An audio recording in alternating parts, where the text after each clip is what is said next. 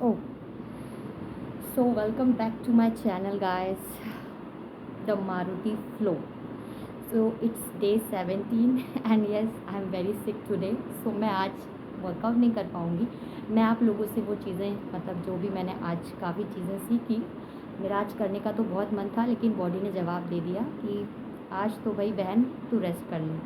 सो मैं अभी रेस्ट करना ही मैं समझ रही हूँ ठीक लग वही मेरे लिए सही ऑप्शन है.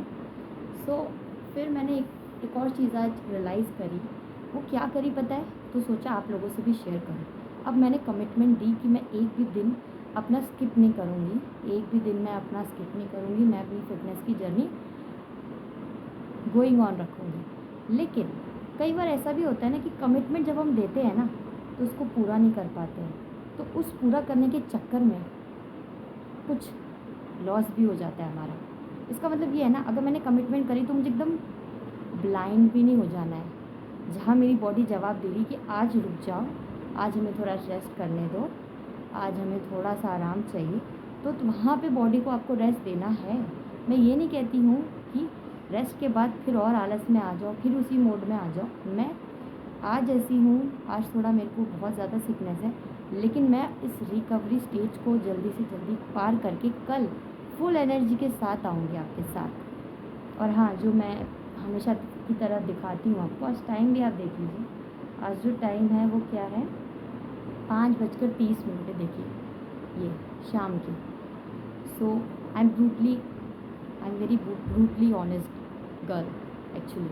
मुझसे झूठ नहीं बोला जाता और ना झूठ मुझे सुनना पसंद है एक्चुअली. सो मैंने आपको दिखा दिया. मैंने कोई आज मॉर्निंग उठकर कोई भी ऐसा नहीं किया है. मैं शाम को मैं आपके सामने ये वीडियो लेके आई. मैंने सोचा कि ये चीज़ें मैं आपको भी बताऊं जो मुझे आज रियलाइज़ हुआ. कई बार कमिटमेंट हमें अपनी तोड़नी भी पड़ जाती है किसी सिचुएशन पे. मैं नहीं कहती हर सिचुएशन पे, किसी सिचुएशन पे. अभी मेरी बॉडी मुझे बोल रही कि मुझे रेस्ट करना होगा, तो आज सिर्फ एक दिन का रेस्ट है. इसका मतलब ये नहीं है कि मैं अपने उसी पुराने ठर्रे पे आ जाऊँगी कि कोई मतलब बेसमय उठना, बेसमय खाना, जो मर्ज़ी है खाओ पियो, वैसा नहीं करूँगी. लेकिन मैं कंसिस्टेंट रहूँगी.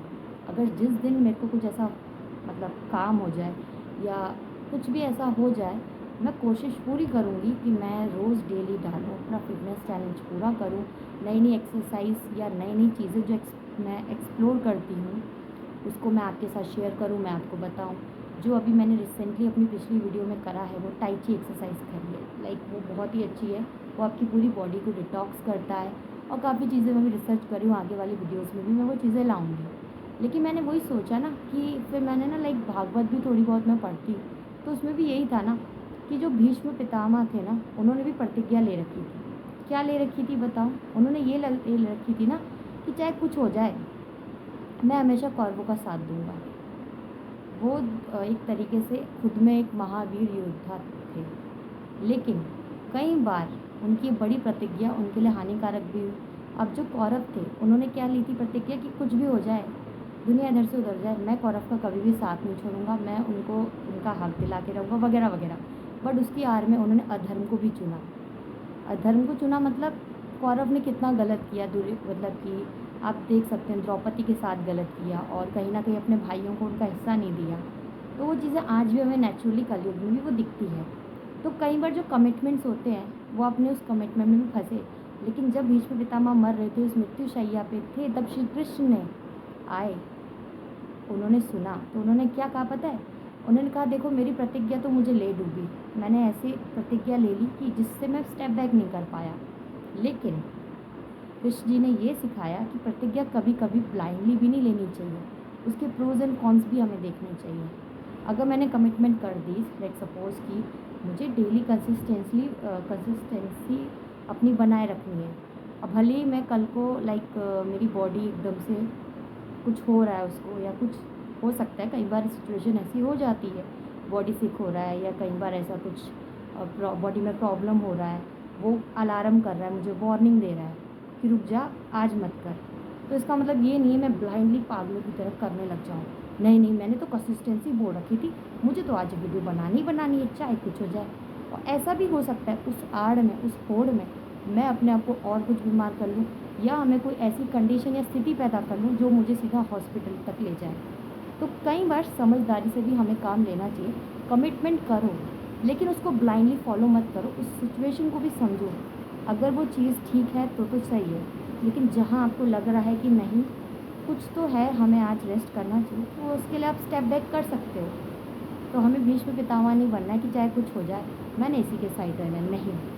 अगर आपको लगता है तो कई बार 1 ही 2 दिन का रेस्ट ठीक है, तो उसमें मैं गिल्ट पे नहीं आऊँगी कि अरे यार मैंने तो कंसिस्टेंसी का वादा किया था अपने आप से कि मैं तो 1 दिन भी स्किप नहीं करूँगी और रोज़ अपनी करती रहूँगी। नहीं, अगर कई बार सिचुएशन ऐसी हो रही है तो उसके लिए मैं अपने आप को दोषी नहीं मैं ठहराऊँगी। कुछ चीज़ें ना हमें सनातन धर्म से भी सीखनी चाहिए, जो हमें कृष्ण जी सिखाते हैं।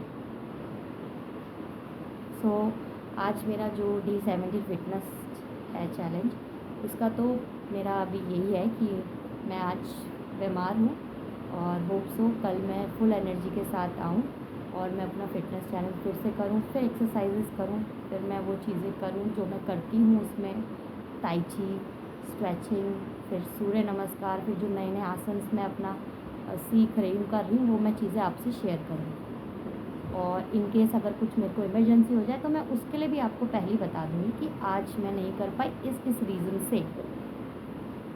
सो ऐसा ना हो कि मैं गिल्ट पे रहूँ कि आज मैंने बहाना किया और आज मैंने स्किप कर दिया। नहीं, अगर मैं अपने साथ ऑनेस्ट रहूँगी तब जाके मैं अपनी फ़िटनेस जर्नी को ट्रूली निभा पाऊँगी।